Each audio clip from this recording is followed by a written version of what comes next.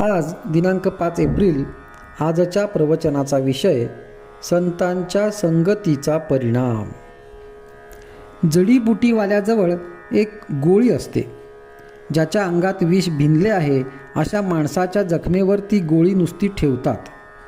ती सर्व विष शोषून घेते, नंतर तिला धुतली की ती पूर्ववत होते।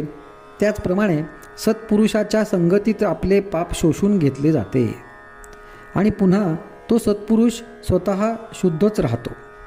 सत्संगती मिळेल, पण ती टिकणे फार कठीण काम आहे। साधारणपणे ज्या विषयाची आपल्याला आवड असते तसलीच संगत आपण बघतो। मीच वाईट म्हणून मी वाईट लोकांची संगत धरतो। विषयात दोष नाही, म्हणजेच नुसते विषय बाधक होत नाहीत, विषयी लोकांची संगत मात्र फार बाधक असते। संगतीने आपल्यावर बरा वाईट परिणाम होतो। विषय मागूनही जो ते देत नाही त्यांपासून परावृत्त करतो तो संत। विषय तृप्तीसाठी जावे आणि निर्विषय होऊन यावे, हा संत संगतीचा परिणाम। ज्याची संगत केली असताना भगवत प्रेम प्रकट होते तो संत जाणावा।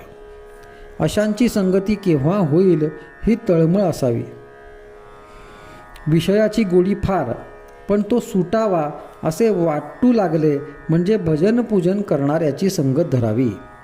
वाईट विचार मनात आले की नामाची जोड ठेवावी।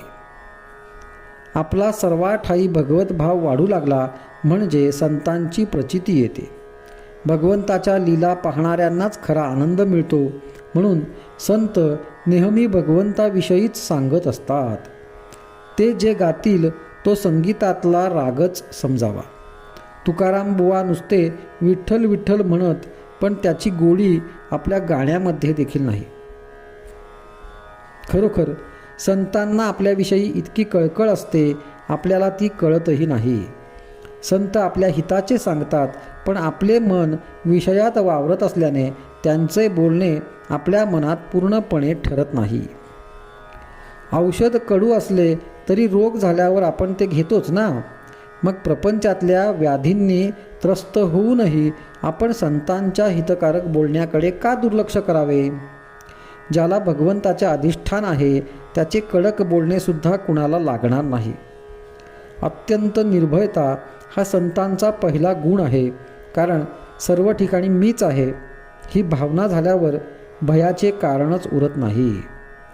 आई पण जसे सगळीकडे सारखे, त्याचप्रमाणे सर्व संत एकच भाषा बोलतात। संतांनी मिळविलेले पद मिळविण्याचे साधन आपणही करतो, पण त्यांचे करणे निसंशय असते, तर उलट आपण नेहमी शंकाच व्यक्त करीत असतो। डोळ्यात खुपणारा खडा काढण्यासाठी त्यात लोणी घालतात, त्याने न खुपता खडा बाहेर पडतो आणि डोळा थंड होतो। त्याचप्रमाणे संतांची वाणी गोड, मऊ, हितकारक असते, तसे आपण बोलावे। आजचा सुविचार। आपली भूमिका थोडी तयार असल्यास सत्संगतीचा परिणाम होण्यास वेळ लागत नाही।